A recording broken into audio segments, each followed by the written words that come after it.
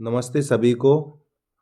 आज 12 फरवरी है और आज के करंट अफेयर स्टार्ट करते हैं। आज के करंट अफेयर स्टार्ट करते हैं।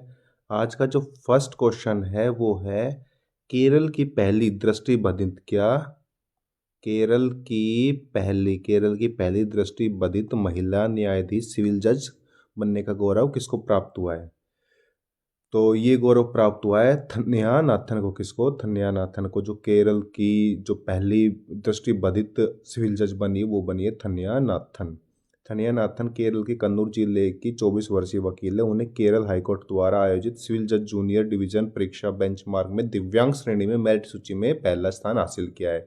तो ये केरल की पहली दृष्टिबाधित महिला न्यायाधीश बनी है। हाँ, तो केरल की बात हो रही है तो केरल के बारे में कुछ देख लेते हैं। केरल में टाइगर रिजर्व और ये जो राष्ट्रीय उद्यान है ये कौन से है। तो केरल में जो पहला राष्ट्रीय टाइगर रिजर्व है ये पेरियार टाइगर रिजर्व। ये कहाँ है? केरल में है। ठीक है। ये पेरियार ये इंपॉर्टेंट है। उसके बाद साइलेंट वैली राष्ट्रीय उद्यान ये भी केरल में है। पेरियार राष्ट्रीय उद्यान ये भी केरल में है। ठीक है। अनाईमुदी ये भी केरल में। तो ये केरल के मुख्य रूप जो मुख्य मुख्य वो थे राष्ट्रीय उद्यान और टाइगर रिजर्व थे। आप इनको याद रख सकते हैं जोग्राफिकल फैक्चुअल डेटा के रूप में। नेक्स्ट क्वेश्चन है एशियाई शूटिंग चैंपियनशिप 2026 में मनु भाकर ने 25 मीटर पिस्टल जो स्पर्धा थी उसमें कौन सा पदक जीता है। तो मनु भाकर ने 25 मीटर पिस्टल में जीता है रजत पदक। कौन सा रजत पदक? तो जो नई दिल्ली में आयोजित एशियाई शूटिंग चैंपियनशिप 2026 थी इसमें मनु भाकर ने 25 मीटर पिस्टल स्पर्धा में रजत पदक जीता है। फाइनल में वह वियतनाम की थुइटांग गुयेन के साथ बराबरी पर थी। ठीक है। लेकिन दूसरे शॉट के दौरान 3 टारगेट से चूक जाने के कारण उन्हें दूसरे स्थान पर संतोष करना पड़ा। तो मनु भाकर ने जीता है 25 मीटर एयर पिस्टल में। तो एशियाई खेलों के बारे में देख लेते। शुरुआत कब हुई थी? तो जो प्रथम एशियाई खेल थे 4 से 11 मार्च 1951 में हुए थे। नई दिल्ली में हुए थे और मेजर ध्यानचंद नेशनल स्टेडियम में आयोजित किए गए थे। ठीक। कहाँ? 4 से 11 मार्च 1951 मेजर ध्यानचंद स्टेडियम में किए गए थे। तो भागीदारी 11 एशियाई खेलों ने इसमें 11 एशियाई देशों ने इसमें भागीदारी करी थी उस टाइम पे। ठीक है। ये भारत ने मेजबानी करी थी। भारत ने इसमें 2 बार मेजबानी की है 1951 और 1982 में। और इसका जो लोगो है एक चमकीला लाल सूर्य है जो 16 किरणों के साथ है जो एशियाई देशों की एकता को दर्शाता है। तो ये एशियाई खेलों के बारे में बात थी। पहले जो इनका आयोजन कब हुआ था 1951 में इनकी शुरुआत हुई थी।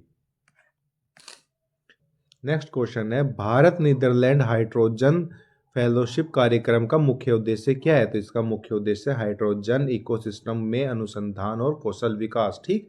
ये इसका जो भारत नीदरलैंड हाइड्रोजन फेलोशिप ही इसका उद्देश्य है। नेक्स्ट क्वेश्चन है एशियाई विकास बैंक एडीबी ने असम में किस नदी के किनारे बाढ़ प्रबंधन के लिए 182 मिलियन डॉलर को मंजूरी दी। तो किसके लिए? ब्रह्मपुत्र नदी के लिए। किसने? एडीबी ने असम में ब्रह्मपुत्र नदी के किनारे बाढ़ और नदी के तट के कटाव को प्रबंधन को मजबूत करने के लिए 182 मिलियन अमेरिकी डॉलर की अतिरिक्त ऋण की मंजूरी दी है। ठीक है। यह परियोजना 2023 में शुरू हुई थी और 200 मिलियन डॉलर की क्लाइमेट रेजिलिएंट ब्रह्मपुत्र एकीकृत बाढ़ प्रबंधन योजना का विस्तार है। तो किसके किनारे के? ब्रह्मपुत्र नदी के किनारे। अब एडीबी के बारे में कुछ तथ्य देख लेते हैं। इसकी स्थापना कब हुई थी? 9 दिसंबर 1966 को इसकी स्थापना हुई थी। कब? 9 दिसंबर 1966 को इसकी स्थापना हुई थी। इसमें 2019 और 25 तक इसमें 68 से अधिक सदस्य थे। ठीक है। 49 क्षेत्रीय और 19 गैर क्षेत्रीय। जापान के योगदान इसकी स्थापना में जापान की महत्वपूर्ण भूमिका थी। तो स्थापना कब हुई थी एडीबी की? 9 दिसंबर 1966 को इसकी स्थापना हुई थी।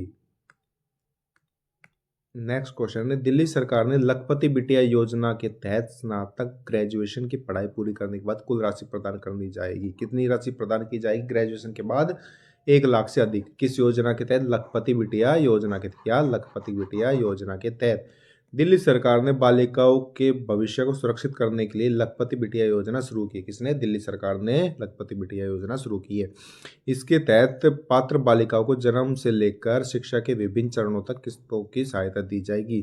ग्रेजुएशन की पढ़ाई सफलतापूर्वक पूरी करने के बाद लाभार्थियों को 1 लाख से अधिक की राशि दी जाएगी। तो किसने लॉन्च की है? दिल्ली ने, लखपति बिटिया योजना। नेक्स्ट क्वेश्चन है, भ्रष्टाचार धारणा सूचकांक सीपीआई 2025 में किस देश ने शीर्ष स्थान, मतलब सबसे कम भ्रष्ट देश की रैंकिंग हासिल की थी? कि डेनमार्क ने। किसने? डेनमार्क ने। तो भारत का इसमें कौन सा स्थान है? भारत का इसमें स्थान है 91। कौन सा? 91। लेकिन पिछले साल जो इससे पहले वाली रैंकिंग थी तो उसमें भारत का स्थान था 96।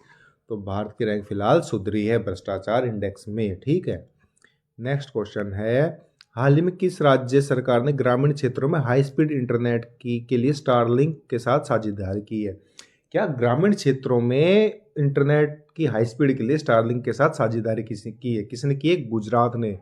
किसने? गुजरात ने स्टारलिंक के साथ साझेदारी की है। नेक्स्ट क्वेश्चन है, अंतर्राष्ट्रीय महिला एवं बाल विज्ञान दिवस 2026 की थीम क्या थी?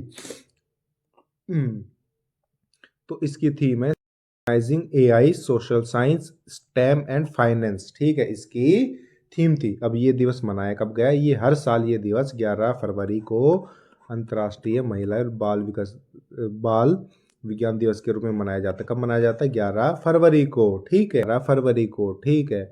तो ये थे आज के करंट अफेयर। अब मैं मिलता आपको कल, तब तक के लिए bye bye and take care. ठीक, bye bye and take care.